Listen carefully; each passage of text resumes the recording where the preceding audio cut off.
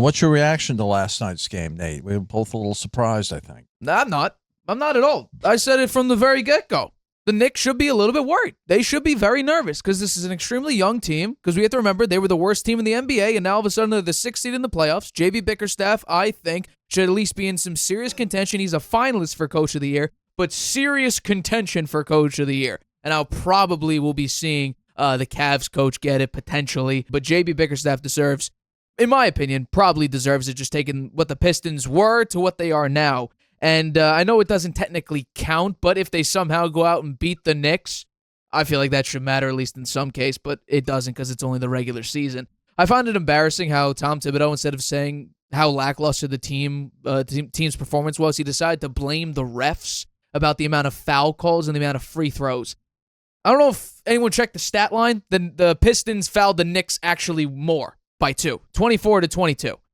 My concern comes from the amount of effort that the Knicks put on. You got out-rebounded by a team without its second-best player. You have Karl-Anthony Towns, who is a premier rebounder in the NBA. By the way, speaking of Cat, I looked at the newspaper today, and there was a missing persons report. Has anyone seen Cat? I haven't seen him. Last time I saw him was 6:37 left in the second quarter, which is the last time he made a shot. If you're telling me the second-best player on my team goes 2.5 quarters without making another shot, I'm shocked the Knicks didn't get blown out. And going after game 1, I didn't feel any more confident about the New York Knicks. In fact, I was actually less confident because it took a 21-0 run in order for them to beat the Detroit Pistons.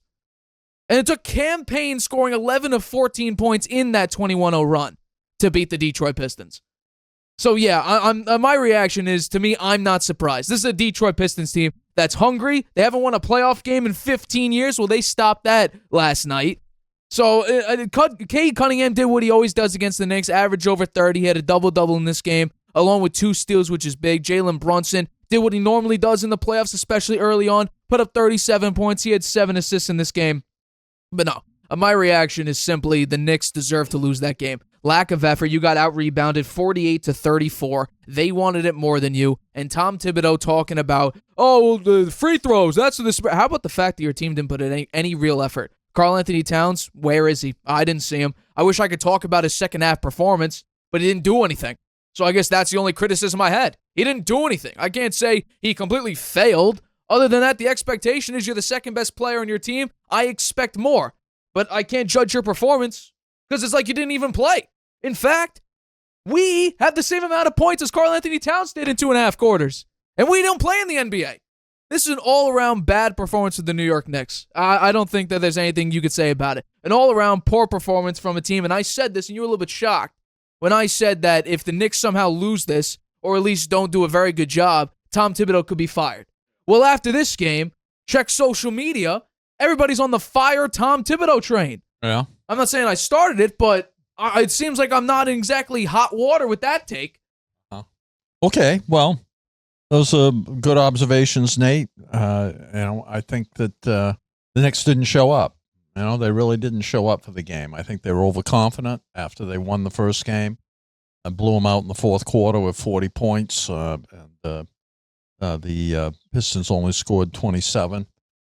So they thought, this is going to be close part of the way through, and then we'll just blow them out like we did the other night. And it didn't happen. Knicks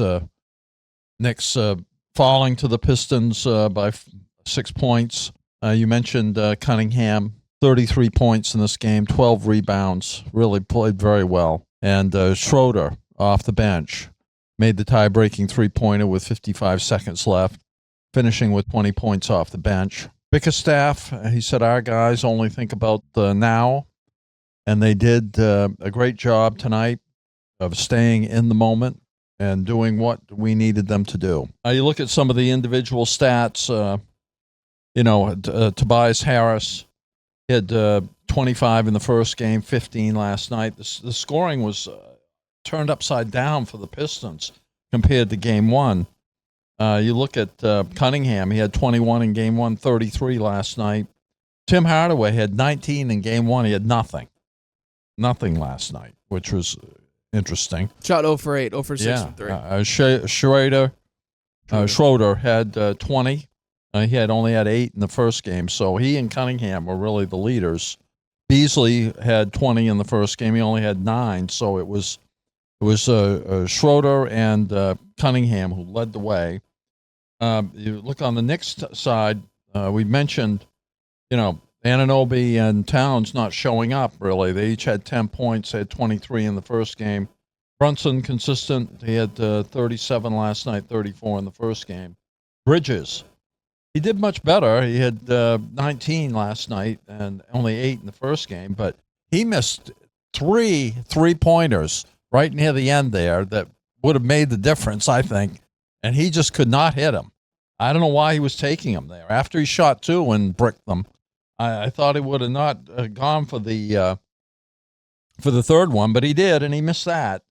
And why Payne was not in there? He had no points last night. He had 14 in the first game and 11 in the fourth quarter. He was the catalyst in the first game. Why Thibodeau didn't have him in there, I don't understand. But he got into foul trouble. 4 minutes, 3 fouls. That's why. Well, he's still at the end of the game. He could have been in there. No, and that's the thing. That's the big thing with the Knicks. I said this last year. If Miles Bridges is going to, Miles McBride is going to be your number 1 scorer off the bench, and now you're saying Campaign should be their X factor in the fourth quarter, that's a massive issue. They might have given him a try. I would trust, your 5 starters who you're playing 40 minutes a game. His line was 0 he didn't do anything. Yeah, because he got into foul trouble. I also would say, where's the Knicks defense? That's Tom Thibodeau's thing. Yeah. 3 players had double-doubles for the Detroit Pistons. Yeah. And speaking about defense, round of applause, Tobias Harris gave up 2 of 12. The only 2 points came from Karl-Anthony Towns, who, by the way, I texted my friends, Tobias Harris is really locking up Karl-Anthony Towns. They're like, what are you talking about? Held him to 2 of 6 from the floor. So, yes, Tobias Harris did a phenomenal job. 6'8" Tobias Harris 13 rebounds. Did a great job at locking down Karl-Anthony Towns, who's 7 feet tall. Yeah, so I would say Tobias Harris, phenomenal job, holding the New York Knicks to 2 of 12 from the floor. I mean, the free throws. 15 points, 13 boards. My God. The free throws, the Pistons, plus 12 in terms of points. They got 28 points from free throws. Knicks only 16. The Pistons shooting 34 free throws last night, only shot 20 in game 1. They were 15 for 20 in game 1, so they were plus 12 there. That was huge. And the Knicks, 16 for 19 last night, 84%, but they didn't get to the line enough. They didn't get to the line enough. The Detroit, 34 times to the line. The Knicks only 19. In the first game, they were 17 times to the line. So they aren't getting to the line as much as they should. They're shooting it well when they did get there, but they're not getting there enough. You mentioned the rebounds. 48-34. Yeah. That disparity is a lack of effort. You also got dominated points in the paint. Pistons had more. Second chance points. Pistons had more. Fast break points. Pistons had more. Complete lack of effort from the New York Knicks. The blocks, that's an indication of effort. Points in the paint. This is a killer. And this is another where is Towns, right? The Pistons, 46 in game 1, 46 in game 2. The Knicks had 62 points in the paint in game 1, only 40 last night. 22-point difference. That's a complete Where lack was of effort. Anthony Towns? It was right on the New York Post. He doesn't even show up. Show that again, please. Well, that's not New York Post. That's me. I made the graphic. Oh, you made that? Yeah, the Harvey Herald. I thought that was the New York Post. Hell no. Missing persons report. Have you seen him?